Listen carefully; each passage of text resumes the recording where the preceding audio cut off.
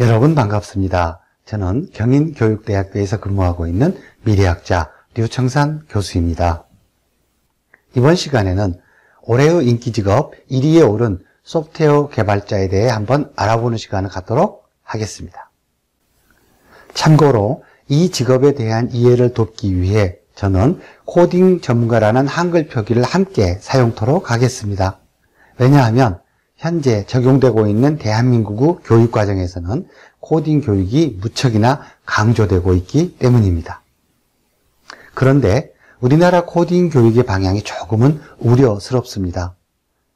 따라서 미래지향적인 관점에서 볼 때 우리나라의 코딩 교육이 가야 할 방향을 조심스럽게 제안해 보고자 합니다. 지금부터 코딩 전문가, 소프트웨어 개발자에 대해서 한번 알아보도록 하겠습니다. 제가 소프트웨어 개발자를 앞에서도 코딩 전문가다 이렇게 표현한 것은 우리나라에서 코딩 교육을 대단히 현재 강조하고 있기 때문에 그것과 연관시켜서 도움이 됐으면 하는 관점에서 제가 소프트웨어 개발자를 코딩 전문가 이렇게 표현을 해봤어요. 이 코딩 전문가에 대해서 본격적인 데이터를 여러분들에게 소개하기 전에 앞 영상에서 소개하였던 최고 인기 직업의 순위 결정 기준, 이걸 다시 한번 복습을 해보고 가도록 하겠습니다. 그리고 혹시 이 영상을 처음 보시는 분들은 이러한 자료들이 생소할 수 있기 때문에 다시 한번 간단하게 설명을 드리도록 하겠습니다. 최고 인기 직업의 순위를 결정하는 큰 카테고리는 연봉, 고용전망, 성장전망, 스트레스, 근무여건 5개로 구분해서 각각 10점씩을 부여를 합니다. 그런데 제가 앞 영상에도 설명했듯이 고용 전망의 경우는 현재 지표로, 성장 전망의 경우는 미래 지표로 활용하기 좋다 이런 말씀을 드렸죠. 그리고 이것들의 기준들은 2016년부터 2026년까지 10년이라는 기간을 하나의 블록으로 설정한 다음에 모든 데이터를 만들고 예측해 나간다라고 설명을 드렸습니다. 그렇다면 이 5가지 순위를 결정하는 데 있어서 지표에는 어떻게 점수가 반영되는가, 이걸 한번 살펴보도록 하겠습니다. 먼저 고용 전망을 구성하는 하위 카테고리로는요, 실업률, 일자리 증가량, 일자리 성장률을 들 수가 있는데요. 실업률과 일자리 증가량은 역상관 관계에 있다고 할 수가 있겠습니다. 다시 말하면 실업률이 낮아지면 낮아질수록 일자리는 크게 증가한다, 이런 얘기가 되겠습니다. 그런데 이 일자리 증가량은 절대 개수를 뜻합니다. 시장 규모와 국가의 규모로 봤을 때 미국과 한국은 크게 다르기 때문에 이 절대 기준인 일자리 증가량이라는 이 데이터는 우리나라 실정에서 사용하기는 조금 곤란할 것 같습니다. 그래서 여러분들께 저는 고용 전망에 관한 지표로는 실업률을 관심 있게 보시기 바란다라는 제언을 해드립니다. 그리고 고용 전망의 세 번째 지표로 있는 일자리 성장률 같은 경우는 현재 지표인 고용 전망으로 보기보다는 미래 지표에 해당되는 이 성장 전망과 연결해서 여러분들이 활용하는 것이 훨씬 더 유용하게 진로 멘토를 하거나 진로 탐색을 할 수 있을 거다, 이렇게 여러분들에게 소개를 드립니다. 그리고 스트레스 수준과 근무 여건 지표의 경우에 있어서도 실업률과 일자리 증가량과 마찬가지로 역상관 관계에 있습니다. 다시 말해서 스트레스 수준이 높다라는 것은 근무 여건이 안 좋다라는 겁니다. 스트레스 수준이 낮으면서도 근무 여건이 나쁘다? 이런 일자리는 있을 수가 없겠죠. 그래서 이 두 가지도 역상관 관계에 있습니다. 스트레스 수준이 아주 낮거나 근무 여건이 좋으면은 10점을 주고요. 스트레스 수준이 높거나 근무 여건이 나쁠 경우에 2점을 부여하도록 그렇게 되어 있습니다. 이 4가지 지표, 고용 전망, 성장 전망, 스트레스 수준, 근무 여건의 경우는 5점 척도로 이루어지고 점수는 각각 10점, 8점, 6점, 4점, 2점의 정수형으로 부여하는 반면 연봉의 지표 반영 점수 경우는 소수점 1자리 또는 2자리까지 표현되는 경우가 있다는 점을 여러분들이 참고하시고요. 제가 이 표를 만드는 데 있어서의 환율은 1달러당 1150원으로 설정했다는 점을 참고로 알려드립니다. 그리고 이 화면 또한 앞 영상에서 제가 소개를 드렸습니다. 어떻게 이 5개 지표가 적용되는지를 설명드리기 위해서 앞 시간에 설명한 건데요. 이들 중에서 오늘은 1위에 등극한 2018년에 이어서 2019년에도 1위를 한 소프트웨어 디벨로퍼에 대해서 지금부터 집중적으로 살펴보도록 하겠습니다. 그럼 먼저 이 소프트웨어 개발자의 순위 정보를 살펴보면 첫 번째로 미국 최고의 일자리 1위에 등극했습니다. 여러분들께서도 The Best Jobs라고 검색해보면 금방 확인할 수 있습니다. 그다음 두 번째로는 The Best STEM Jobs, 즉 융복합 일자리에서도 역시 1위에 올랐군요. 그다음 세 번째로 The Best Technology Jobs라는 미국 최고의 기술 일자리에서도 역시 1위에 올랐습니다. 이처럼 하나의 일자리가 한 해에 동시에 세 영역에서 모두 1위를 한다는 것은 상당히 어려운 일입니다. 그만큼 향후 이 소프트웨어 디벨로퍼와 관련된 일자리들은 그 인기를 계속 이어나갈 것이다 라는 부분을 암시해 주기도 하죠. 그래서 제가 과거 10년 동안에 이 소프트웨어 디벨로퍼라는 일자리의 순위를 한번 분석을 해 보았습니다. 그랬더니만 2011년과 2012년에도 각각 1위를 했고요. 2018년에 이어 2019년에도 1위를 하고 있습니다. 지난 10년 동안에 전체 순위에 대한 중앙값을 산정해 보니까 4.5가 나오더군요. 참고적으로 여기서는 왜 대표값으로 중앙값을 쓰느냐 하면은 순위나 서열을 나타내는 이런 척도들의 경우에 있어서는 대표값으로 산술평균을 쓰지 않고 중앙값을 쓰기 때문에 그렇습니다. 지난 10년 동안 5위권 이내에 있었다라고 우리가 이게 잠정적으로 추정을 해볼 수가 있겠습니다.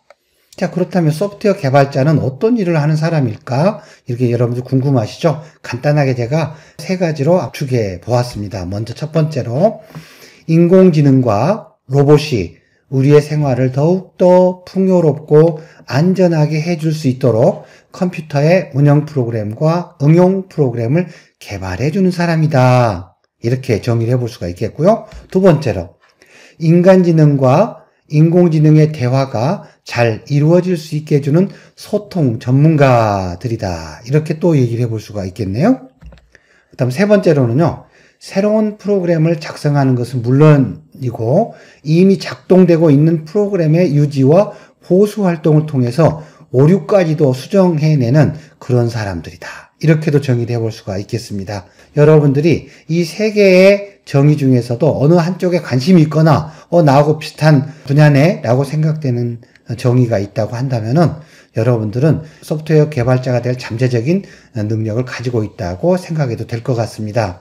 이러한 세 가지 정의를 통해서 저는 이와 같이 대한민국의 코딩 교육의 방향에 대해서 조심스럽게 제언을 좀 드리고자 합니다. 왜냐하면은 대한민국의 2015 개정 교육과정에서 보면은 코딩 교육을 대단히 강조를 하고 있습니다. 그런데 그 코딩 교육이 전개되는 양상을 보면은요, 상당하게 기능의 비중이 너무 큰 것 같습니다.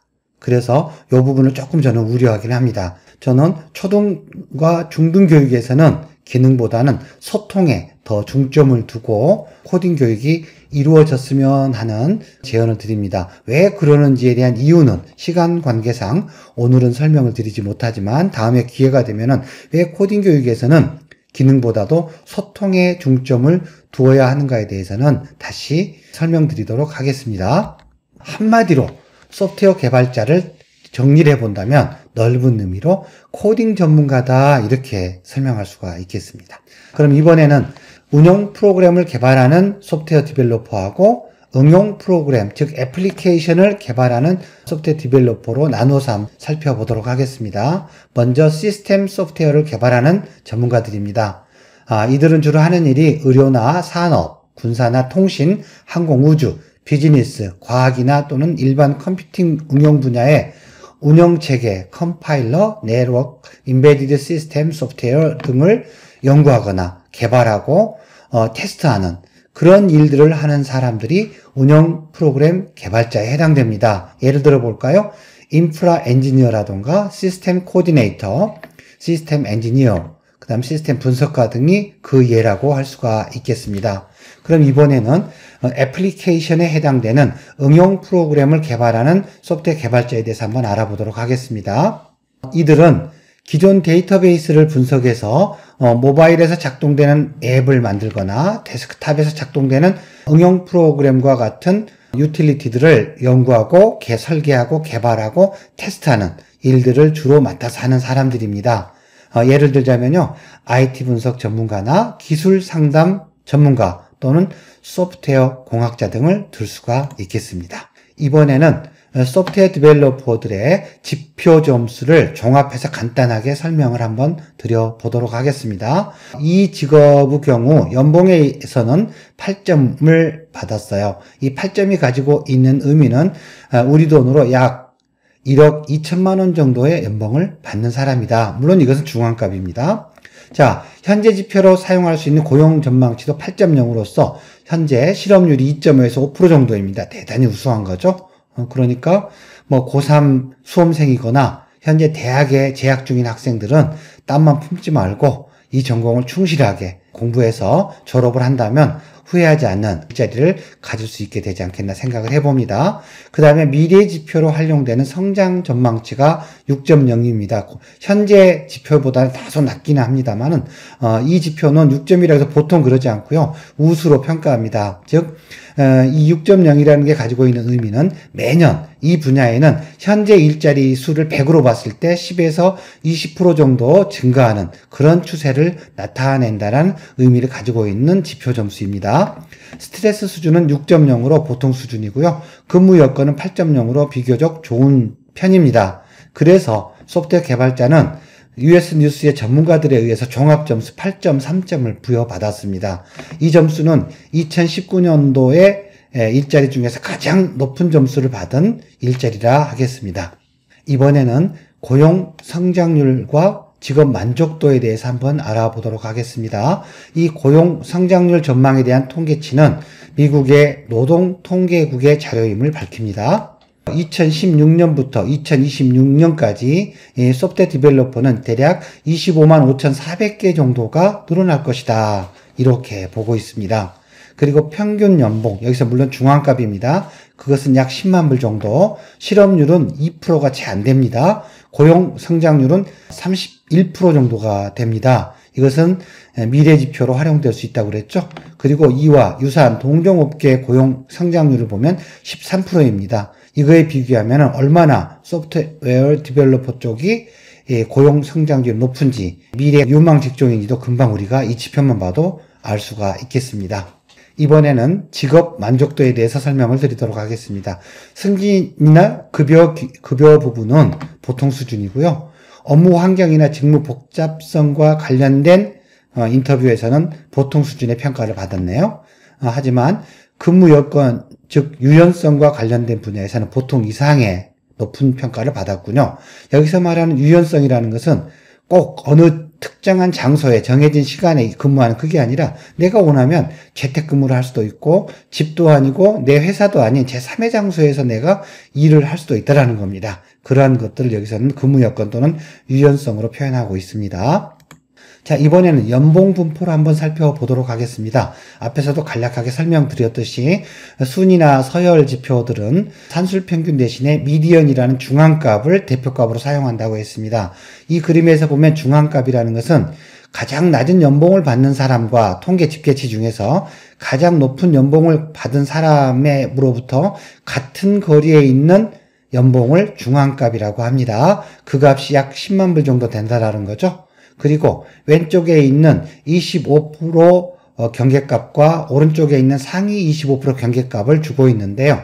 이 말은 대부분의 이 분야 종사자들은 약 7만 8천 불에서 13만 불 사이를 받고 있다. 우리 돈으로 대략 약 9천만 원에서 1억 5천만 원 정도가 대부분의 연봉이다. 그런 얘기가 되겠고요. 그런데 걱정할 필요 없습니다. 하위 25%의 경우는 대부분이 대학을 갓 졸업하고 입사한 지 얼마 안 된 사람들이 주로 이 부분에 포함이 됩니다. 대략 4, 5년 정도만 꾸준히 성실하게 인정을 받으면서 일하게 되면 금방 연봉이 7만 8천 불이 넘어가게 되고요. 또 4, 5년 정도만 지나게 되면 금방 13만 불을 넘어가는 핫한 일자리라는 점을 여러분들에게 알려드립니다. 안타깝게도 우리나라의 경우는 소프트웨어 디벨로퍼의 연봉이 상대적으로 너무 낮다고 합니다. 이건 좀 아쉽습니다. 하지만 언젠가는 우리나라도 소프트웨어 디벨로퍼 연봉이 이와 같은 수준으로 올라가지 않겠나 하는 저는 조심스러운 전망을 해봅니다. 관련 업계하고 비교해보면요. 오디오나 비디오 장비 분야가 가장 높고요. 우주 항공 부품이 상대적으로 가장 낮습니다. 하지만 이 모든 것들은 어떻습니까? 예, 바로 그 소프트웨어 디벨로퍼의 중앙값보다는 다 높죠. 그런 점을 여러분들이 참고하시기 바랍니다. 자, 이번에는 관련 일자리와 연봉을 한번 비교해 보도록 하겠습니다. 오늘 제가 여러분들에게 설명드린 일자리는 바로 요겁니다. 소프트웨어 디벨로퍼. 그래서 이걸 기준으로 봤을 때 IT 매니저라든가 또는 컴퓨터 네트워크 설계자라든가 이런 업종이 상대적으로 소프트웨어 디벨로퍼보다 우수한 연봉을 받고 있고요. 중앙값입니다. 역시. 그 다음에 컴퓨터 시스템을 분석하거나 컴퓨터 프로그래머들은 이 소프트웨어 디벨로퍼에 비해서는 상대적으로 낮은 연봉의 중앙값을 가지고 있음을 알 수가 있겠습니다. 미래학자들은 2030년쯤 되면 이 지구상에는 인류의 숫자만큼의 인공지능을 탑재한 로봇들이 인류와 함께 생활하게 될 거라고 합니다. 자, 그렇다면 어떤 일이 벌어질까요? 어쩌면 우리는 그들과 함께 공생하면서 갈등과 협력과 또는 사랑도 함께 나눌지 모르겠습니다. 그러하기 때문에 이러한 미래 사회에서는 인간과 인간을 이어주는 소통 매체인 언어, 우리가 사용하는 언어 대신 코딩 능력 또는 기본적인 코딩의 알고리즘을 아는 것, 이것 또한 미래를 대비하는 중요한 여건일 수도 있다는 점을 여러분들에게 말씀드립니다. 이번 시간에는 US 뉴스에 의해 최고의 인기 직업 1위로 선정된 코딩 전문가 또는 소프트웨어 개발자에 대해 알아보았습니다. 그리고 우리나라 코딩 교육의 방향에 대해서도 살펴보았습니다. 다시 한번 강조하자면 코딩 교육은 기능보다 소통에 더 큰 비중을 두고 진행될 필요가 있다는 점을 거듭 강조드립니다. 아울러 그 소통은 인간지능과 기계지능에 초점이 맞추어져야 한다는 점을 말씀드리면서 오늘의 이야기를 모두 마무리할까 합니다. 감사합니다.